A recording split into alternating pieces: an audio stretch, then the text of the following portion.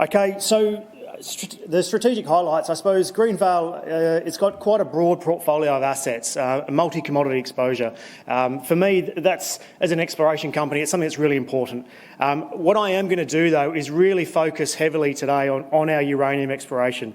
As Paul mentioned, that's where we see the real, we are leveraging ourselves at the moment to uranium from an exploration point of view.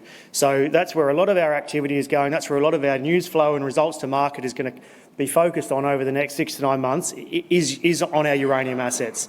The other projects that we've got, they are working and we're doing work in the background, but they're relatively slow burn. Happy to talk about the geothermal and the Torbanite project at the end of the session, but I won't dwell on them too much during this presentation. So I suppose this is where the first mistake is. I put this presentation together at the end of last week. So on Friday, we're at 4.4 cents. We're at 5.5 cents now. So that's the bit that's wrong. We've had a really good run over the course of the last few days. And I think that's probably attributed to the fact that on Monday we came out with our maiden drill program underway at Oasis in Queensland. So we've obviously seen a fair bit of excitement and interest into the company, given the fact that we're out in the field right now, the drill rig's spinning, and we're expecting to get some really good results from the Oasis program. Other thing to notice as well, from our register, the board is heavily aligned with shareholders here. So our chairman, Neil Biddle, he's the largest shareholder. Leo Curry, I think he's our second or third largest shareholder. So the board is very aligned and with shareholders as we try to grow value in the company. Board of Management, as I mentioned, Neil Biddle, most people probably know him from his time at Pilbara Minerals. He was executive chair up until recently. He stepped back to non-executive when I came on board. I've been with the company for 9 weeks now. Neil and I have established a really good working relationship as a CEO and chair. He's really setting the strategy. It was his view, to start accumulating uranium interests from the middle of last year. As he sees that we are really getting ourselves set for the next wave in uranium price run.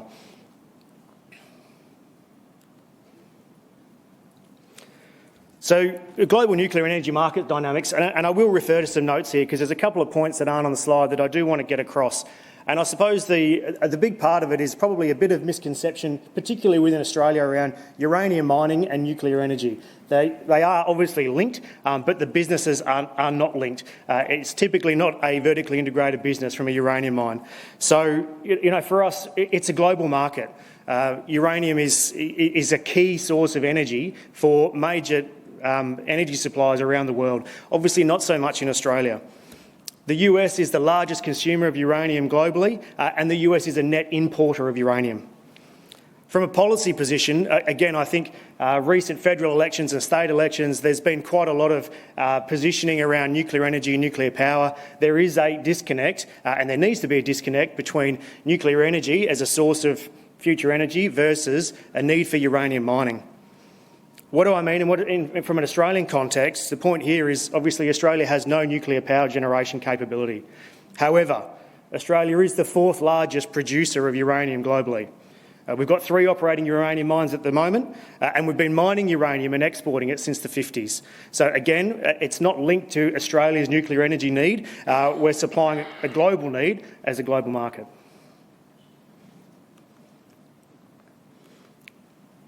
So our asset portfolio, and we've really broken this up by state. So in Queensland, where we have the Oasis project, obviously our flagship and where we're very busy at the moment, we also have our geothermal prospects and the Torbanite project. The Torbanite project, probably previously the company's flagship, it's a really unique project and a unique opportunity. The processing technology is what the company's been working on for the last couple of years. That work is being done at the moment at Test Program 7 with the University of Monash. I'm going to visit them tomorrow. It'll be the first time I've actually been out to the university to see what they're doing. And I suppose the key thing is that this is really leading edge technology. So it's being run by academics. It is pretty slow. We don't get a lot of news flow. We don't get a lot of information out to the market because the things are happening at a very, very slow pace. Hence, back to my earlier point around the uranium exploration and where we see the activity and the opportunity to create value in the short to medium term. The NT, obviously a very much proven uranium exploration and mining jurisdiction. We've got 3 early stage projects in the NT, Douglas River just south of Darwin, and then Alkedra and Henbury that are around Alice Springs. We like being in the NT, obviously a great place to be exploring and hopefully mining uranium. Projects were acquired late last year. We've done geophysical survey, airborne radiometrics. That's allowed us to pinpoint interest areas on the ground, and we're working at the moment with our exploration consultants to look at follow-up program and plan to get boots on the ground as soon as we can. I'm hoping in the back end of August. Some really interesting targets are presented from the geophysics. Obviously, geophysics is to vector you in on where you want to get on the ground, but we're looking forward to following it up and see what we can find. So on to Oasis. A high-grade uranium project. There has been a lot of historical work at Oasis. So we acquired the property at the beginning of this year. Oasis was drilled back to as early as the 70s, but there hasn't been any active drilling completed in the last 15 to 20 years. So really excited for us to get out there. The program is going to be about 2,000 to 3,000 metres. We started on Sunday, so we'll run all the way through to August, probably to the beginning of September. Single drill rig. It's a really easy program for us in terms of exploration effort. And a couple of key things there that I'd like to sort of point out. 250 k's from Townsville, so it's a sealed road, direct access drive, 3 hours from Townsville to get to the project location. Our drillers are accommodated at the Oasis Roadhouse, which is 15 minutes away from where they're drilling. Why is this important? We've got accommodation, fuel, food, everything's catered for from the Oasis Roadhouse. The benefit is we get to invest more money from our exploration program into the drill rig and into drilling. So it's great value for money in terms of exploration when we don't have to deploy all that supporting infrastructure. It's already there for us. Obviously, the other benefit, if we fast forward a couple of years ahead of time, we've got the road that takes us straight to Townsville, Deepwater Port. So, the infrastructure is in place, and it's a key thing if you're looking at actually taking a project all the way through to production and operations at some stage, is having a path to market. So again, a couple of pictures, drill rigs turning up. I took that on Sunday. I was in Sydney on Monday, and now we're here. So it's been a bit of a whirlwind tour over the last 4 to 5 days. You can see an outline of the plan. Obviously that existing mineralisation envelope that we understand from the work that had been done previously, and we plan to confirm some of that historical drilling, but also then test at depth and then along strike. Now, this next one's going to have a video. The important thing for the video is sound. I haven't been able to test it, so hopefully it comes through. It's a horrible noise, so if you can hear a horrible noise, that's what we're aiming for. Sounds like it's coming through. Here we go.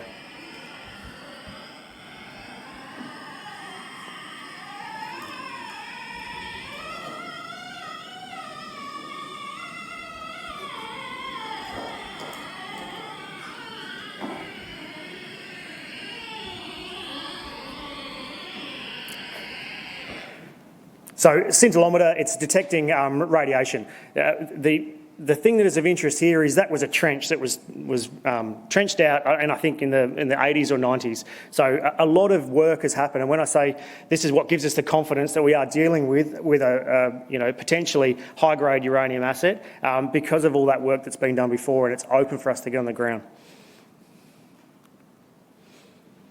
So beyond just the Oasis deposit itself, obviously we've got quite a large package area in our exploration permit, and we've got our own radiometric data that's identified some further anomalies that spread out away from Oasis.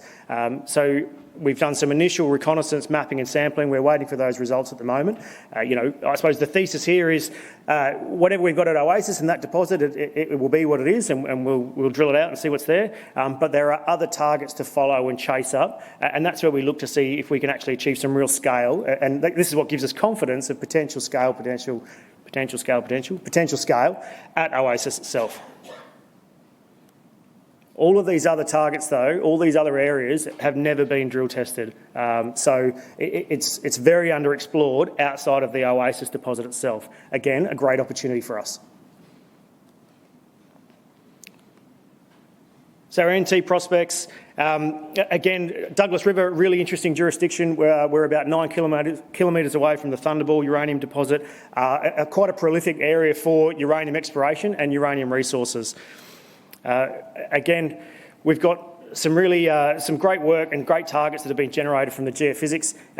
We are following up at the moment, trying to get some sentinel data, looking at planning and shaping the activity that we're going to run on the ground. So really what I'm trying to explain is that we're spending a lot of time to very carefully step through all the target information, everything we can get to make sure that when we deploy people into the ground, we've got the best chance of success. We're not going to rush out. We want to create momentum and tempo, but we're not going to rush out onto the ground. We want to make sure we do all our homework, get as much information as available, so when we do commit to putting people on the ground, again, best chance of exploration success. I won't talk to these two slides. The Twilight project, again, I'm not going to dwell on this one, nor the geothermal. This is the one that I really wanted to talk about and sort of set the conditions. And again, goes back to the point that Paul mentioned at the start of the, before I came up. Uranium itself, we've seen spot price peak and then drop off, probably about in the last 6 to 9 months.